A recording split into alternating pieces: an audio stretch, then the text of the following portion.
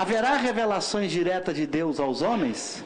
Agora ele faz uma discussão, porque se ele botou que revelação no sentido teológico ou religioso é de Deus para o profeta, ele discute agora essa questão. Que essa questão só é passível de discussão no meio não religioso. No meio religioso dizer, claro que há, e ai de você se você negar. No meio científico é outro. Quando eu estou no meio científico, eu não posso abrir mão da discussão. Senão, eu não estou no meio científico por definição. Então, se eu chego aqui para vocês e falo, vamos tratar o espiritismo cientificamente, e aí alguém levanta para discordar de mim, eu falo, não discorde. Ah, bom, você podia dizer a mim, então fala o seguinte, você falou que ia tratar cientificamente. Se você não me permite discordar, eu estou indo embora, porque aqui não se trata de espiritismo cientificamente, está se tratando religiosamente. Então, se você está tratando cientificamente, tudo é passível de discussão. Tudo.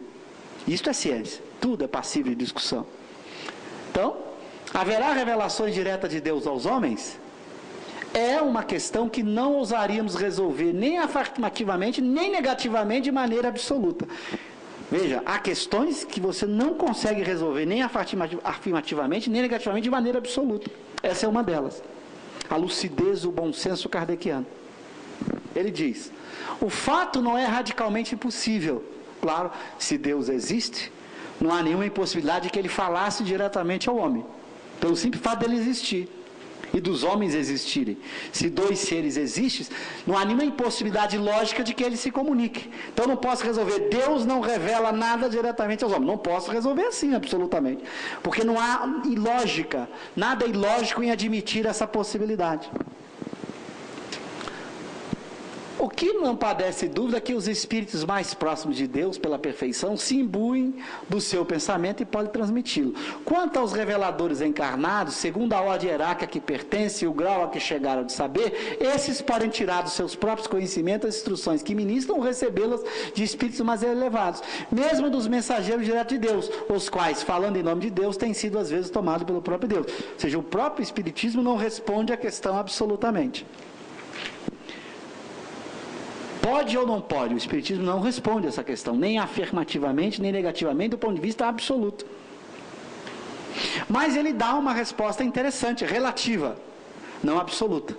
Qual é a resposta relativa? Bom, se houver, é muito mais provável que isso seja feito por espíritos que sejam muito próximos da divindade. Porque na escala espírita você tem os chamados espíritos puros ou perfeitos. Esses poderiam talvez receber o pensamento divino, quer encarnados, quer desencarnados. Então, um espírito puro encarnado poderia. Então é possível. Mas eu não posso responder acontece ou não acontece absolutamente. É possível, então a questão fica em aberto absolutamente falando. Relativamente falando, Kardec responde positivamente a partir de espíritos puros, perfeitos, que poderiam comunicar-se com Deus, só eles. Quantos passaram pela Terra? Pelo que a gente estuda de espiritismo, um só. Um só. Jesus. Espiritismo. O tipo puro mais perfeito. Claro, mas tem outras vertentes do espiritismo que colocam mais que um. Por exemplo, a proposta rustenguista. Está no texto de Rustem que Maria e José são espíritos perfeitos. E puros. Kardec não ousa dizer isso. Aliás, quando ele vai comentar no Evangelho segundo o Espiritismo a passagem que Jesus fala quem é minha mãe e quem são meus irmãos, ele comenta que Maria não entendeu muito bem o pensamento do Cristo. O católico lê aquilo, é uma heresia, né? Ela era a mãe de Deus. A mãe de Deus não entendia o pensamento de Deus, né? De Jesus. E Kardec coloca que Maria não compreendeu muito bem o pensamento do Cristo. É uma análise que ele faz de Maria.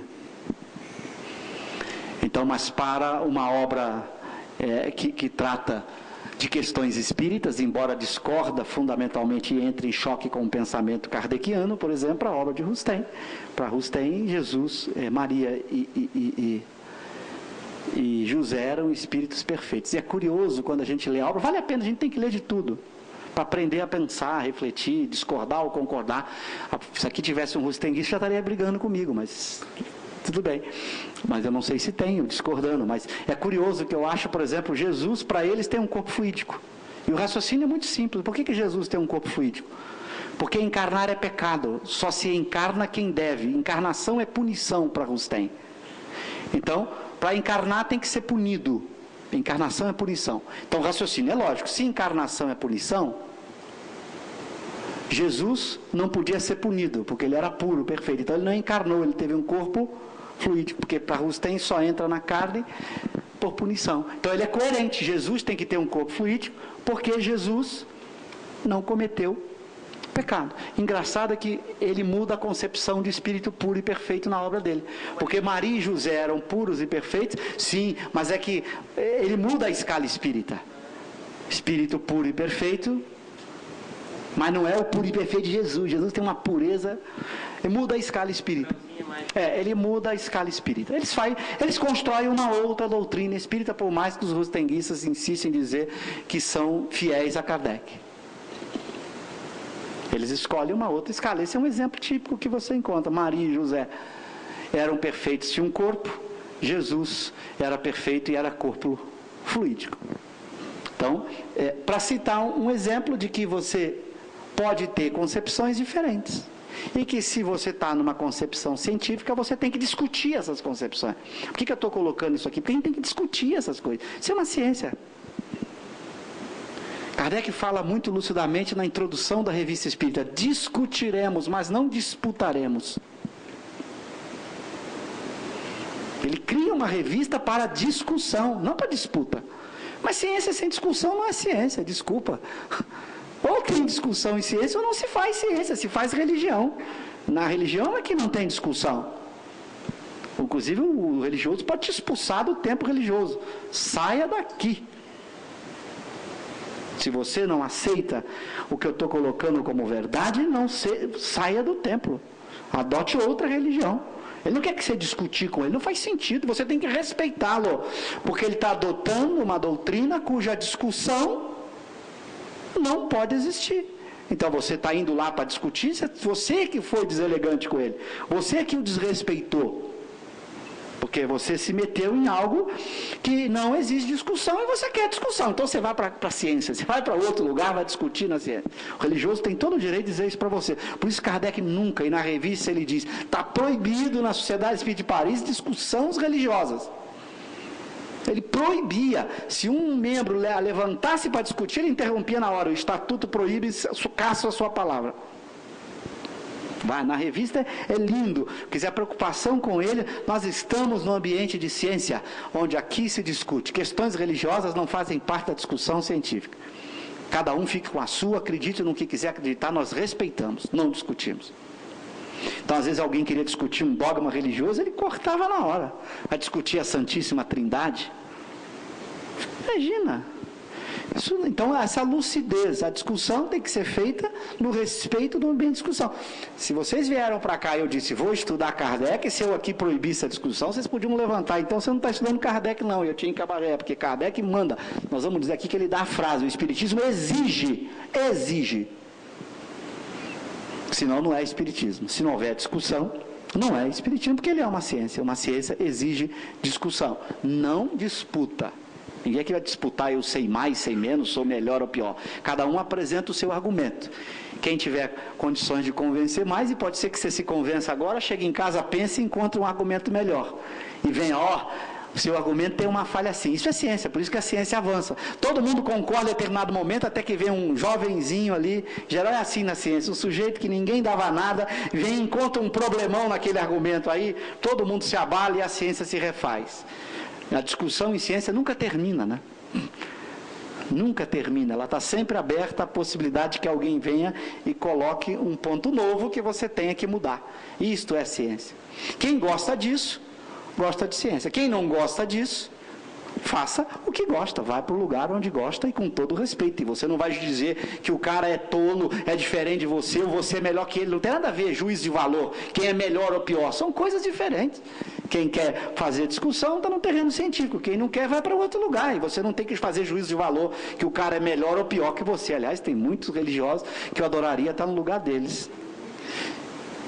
Imagina os grandes religiosos que aconteceram na história da humanidade, eu trocaria tudo que eu conheço do Espiritismo para ter a conduta deles. As comunicações desse gênero, nada tem de estranho para quem conhece os fenômenos espíritas e a maneira pela qual se estabelece as relações entre os encarnados e os desencarnados. As instruções podem ser transmitidas por diversos meios, pela simples inspiração, pela audição da palavra, pela visibilidade dos espíritos instrutores, nas visões e aparições, quer em sonho, quer em estado de vigília, o que há muitos exemplos na Bíblia, no Evangelho e nos livros sagrados de todos os povos. Então, Kardec mostra que nesses livros tem muitas comunicações de espíritos com os homens. Aí ele tem um livro inteiro para estudar isso, que é o livro dos médiuns. Como se dá o processo.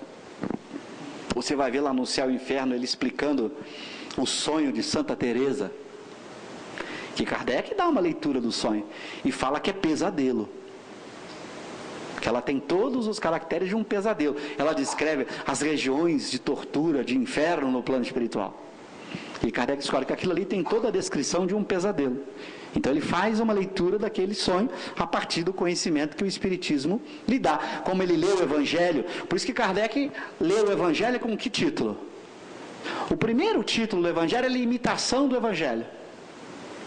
E depois ele chamou o Evangelho segundo o Espiritismo. Porque o Espiritismo não estuda o Evangelho, o Espiritismo estuda o Evangelho segundo o Espiritismo, que é coisa bem diferente. Muito diferente o Evangelho que o Espiritismo estuda. E a forma de estudar é totalmente diferente. Basta você conversar. Eu tenho uma esposa protestante, eu sei muito bem a diferença. Então você sabe muito bem o que é o Evangelho segundo a religião tal, como eu sei o que é o Evangelho segundo o Espiritismo. A gente uma vez tentou, no começo do nosso relacionamento, a fazer alguns encontros de estudo do Evangelho. Eu desisti depois do segundo, terceiro encontro. Porque quando eu percebi que eu queria fazer uma leitura segundo o Espiritismo do Evangelho, que ela não admitia. Eu falei, nós vamos brigar daqui a pouco e não é nada bom. Então é melhor ela fazer a leitura segundo a religião dela e eu faço segundo o Espiritismo. Se você não, você cria confusão. Então, por isso que Kardec não estuda o Evangelho. O primeiro era imitação, porque não era o Evangelho, era uma imitação. Depois, segundo o Espiritismo, então não é o Evangelho. Muito cuidado, hein? Isso é um detalhe que parece pequeno, mas é muito importante. O espírita não estuda o Evangelho. O Espiritismo estuda o Evangelho segundo o Espiritismo, que é coisa muito diferente do próprio Evangelho. Senão você entra em conflito com o religioso, que esse estuda o Evangelho segundo o que ele acredita lá. Filosoficamente, trabalha um pouquinho para nós essa questão da inspiração. Lendo a biografia de Kardec, a gente vê que na escola onde ele foi formado, Pestalozzi trabalhava bastante. Sim, exatamente. Da intuição, da inspiração. E às vezes nesse nosso dia a dia, nosso que trabalha no Espiritismo, a gente não valoriza essa simples inspiração. Muito bom isso. E a gente faz pouco uso da comunicação com os espíritos. Isso é uma coisa também que a gente usa pouco. A gente brinca sempre entre o grupo. Nós temos um espírito protetor pela doutrina espírita, todos nós, que são na escala espírita pelo menos bons espíritos. Ou seja, eles estão num nível muito acima de nós. E nós não usamos essa consulta que é de graça, não paga nada. Que é uma das melhores fontes de inspiração. Então, quando você quer tomar uma decisão, quer estudar, o que dizem os espíritos, Allan Kardec? No que trata do mundo moral, é nosso dever ajudá-los. Mas como a gente não está muito preocupado com o mundo moral, então a gente não quer a ajuda deles. Não adianta você rezar, pedir inspiração para resolver seus problemas econômicos, financeiros e de outra natureza. Então, as questões gravemente morais de reforma interior, de evolução da alma, essas eles estão abertos. Então você está estudando um texto, quer compreender um vício, uma virtude, ore, peça ajuda, você vê que vem inspirações incríveis para você ler, para você entender.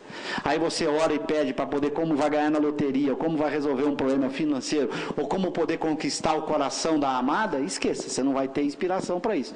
Dos bons espíritos, não, dos maus, à vontade. Diz Kardec, evoques uma pedra, São Luís diz, né, evoques uma pedra, e ela te responderá.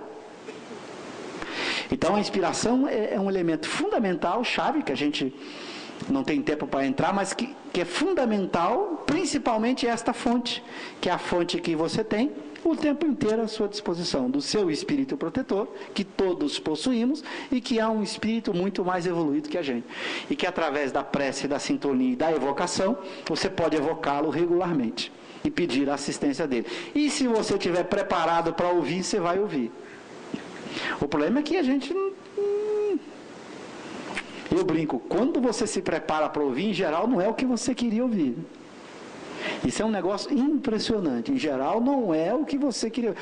Quantas vezes quando eu faço e eu entro nessa sintonia, eu ouço coisas que eu não gostaria de ouvir. Como você está errado. Reflita nisso. Pense nisso. Você não está correto. E a gente queria, não, aí para ele dizer assim, não, você está certo, fulano que está errado, você... Em geral a gente escuta o que não está. Só que se você não quiser ouvir, a inspiração vai para o outro lado, né? E aí vem sempre um outro que venha. Se você quer ouvir o que você quer ouvir, aparece um montão para dizer. E é curioso, às vezes a gente faz pergunta, mas a gente não quer ouvir a resposta do outro. A gente quer que ele concorde com a gente. A gente já tem uma resposta, a gente quer só conivência. Só a concordância. E aí a gente se dá mal neste processo. Então a inspiração é uma fonte poderosíssima para o progresso moral da alma. Está estudando? Querendo se aperfeiçoar? Está enfrentando um vício moral? Quer enfrentar o seu mundo interior, o homem velho? Você tem um psiquiatra da melhor qualidade para fazer análise, que não custa nada. Chama-se espírito protetor. E que a partir da prece e do desejo sincero de avançar, você escuta no seu íntimo essa inspiração. Conselhos, orientações, sugestões, esclarecimentos. Basta ter ouvidos de ouvir. E que a gente às vezes não usa. A gente perde isso muito. Criou-se até um medo. Fala em invocação, as pessoas já tremem na cadeira, né? É a coisa melhor do mundo. Você senta na sua casa, recolhe e evoca o seu espírito amigo, seu espírito protetor. E peça ajuda, orientação. Você vê que é feito espetacular. E Kardec discute isso no livro dos médiuns o tempo inteiro. No livro dos espíritos, quando trata lá no item dos anjos guardiães, dos espíritos protetores. Aquilo é a coisa mais linda. E a gente não usa esse espírito que a gente tem. E não usa mesmo, no sentido de poder servir-se do serviço que eles prestam, diz Kardec, diz São Luís e Santo Agostinho, que responde lá no livro dos Espíritos, dizendo que é o nosso dever. Olha, é nosso dever atendê-los. Quer dizer, não apenas eles nos atendem como é dever deles. Imagina que nível, quer dizer, nós temos um cara que tem um dever de nos atender. E a gente não usa. Então a fonte de inspiração a gente não aproveita, que a gente deveria, e todos, sem exceção, podem se inspirar. E eles lá explicam, nós irradiamos para muitas almas, quer dizer, o poder de... mas será que aquele espírito protetor também não é protetor de um outro? Ele está ouvindo o outro, não está me ouvindo? Eles irradiam o pensamento em muitas direções, e atendem muitos ao mesmo tempo. Você pode cobrar dele, é seu dever, hein? Mas não precisa cobrar, porque eles sabem que é seu dever, eles cumprem. A gente é que não cumpre o dever, por isso nós somos espíritos imperfeitos. Eles cumprem o dever, por isso são bons espíritos. Bom, então ele diz, pois rigorosamente exato dizer-se que todos os reveladores são médiuns inspirados, audientes ou videntes. Daí, entretanto, não se deve concluir que todos os médiuns sejam reveladores, nem ainda menos intermediários diretos da divindade ou dos seus mensageiros. Muito cuidado. Que os reveladores, às vezes, se usam dos médiuns, os espíritos, sim, mas não o contrário. De que todos que utilizam os médiuns, esse é o erro que nós cometemos, que Kardec jamais cometeu. Você tem lá um médium recebendo belas comunicações, todo mundo o transforma em revelador. E aí você deixa de analisar as comunicações que vêm através dele. Você não separa o joio do trigo. O exemplo do Rose, que Kardec deixa para nós, é considerável. Ele não era um médium qualquer, era um médium do Espírito de Verdade. Nós que somos médio speed de mentira, imagina então o que não deve ler, o que a gente não tem que ser questionado a mensagem que você recebe. Não é verdade? Então, porque o Kardec fala, você tem que examinar tudo que venha dos espíritos, venha do médium que vier. Então você precisa examinar tudo, para você separar o joio do trigo, as mensagens boas das mensagens ruins. E quando você separa, você descobre algo muito interessante. Tem uma mensagem que tem um pedaço bom, um pedaço ruim. Fica com o pedaço bom, o pedaço ruim você manda. Vou jogar, a mensagem tem coisas boas. O cara fala, ame ao próximo como a si mesmo. Faça a caridade. E daqui a pouco ele fala uma bobagem. Você vê, ele disse, ame o próximo como a si mesmo. Faça a caridade. Isso não é uma coisa maravilhosa? E, no entanto, aí você vê uma frase seguinte com um absurdo. Você vai jogar a mensagem inteira fora? Não, esse pedaço aqui está muito legal. Pega Comunicações Apócrifas, o Livro dos Médicos, você vê que Kardec faz isso. Esse pedaço está ótimo, esse aqui... É assim, você vai extrair o que é bom. Isso não quer dizer que você está... Só que isso significa que esse espírito que está comunicando não é um espírito superior da escala espírita. Ele é um espírito como nós, inferiores. E nós, os inferiores, tem palestras que tem minha gravada, que quando eu ouço eu falo, meu Deus, eu podia jogar aquilo no chão, jogar fora, apagar, só que está gravado. Coisa que eu disse que hoje eu não penso mais do mesmo jeito. O espírito inferior é assim, né? Você vive aprendendo, mudando, vê que errou. Isso é o espírito inferior. Os espíritos inferiores se comunicam, e são a maioria dos que se comunicam através dos médiuns. Tenha o nome que tiverem. Nome não garante a autenticidade nem a superioridade do espírito. Se não pegava lá as mensagens do Rose assinada por Espírito de Verdade, por São Luís, aliás, essas duas obras vocês vão chegar em casa, vão pegar em francês, mesmo quem não sabe francês, o nome dos espíritos você consegue ler lá no final da mensagem. Você vai falar, meu Deus, esse homem só recebeu é São Luís, é Erasto, é Espírito de Verdade, é Santo Agostinho. Você fala, Jesus Cristo, isso aí é brincadeira. Nome não significa nada. É preciso ler a mensagem. Aí, para encerrar, o último parágrafo. Não vou começar ele, que ele é o 10. Esse é muito importante, a gente vai discutir. Então, a gente volta agora à noite, pegando o 10 e vamos adiante. A gente deve ir lá próximo ao 16, ao 16º, até amanhã. Agora começa a ficar mais denso e vai provocar muita discussão aqui, os parágrafos seguintes, na hora que ele vai fazendo as conclusões que ele tem que falar. Só os espíritos puros recebem a palavra de Deus com a missão de transmiti-la. Mas sabe-se hoje que nem todos os espíritos são perfeitos, e que existem muitos que se apresentam sob falsas aparências, o que levou São João a dizer, não acrediteis em todos os espíritos, vede antes se os espíritos são de Deus. Quer dizer, o próprio São João já havia alertado, e a gente parece que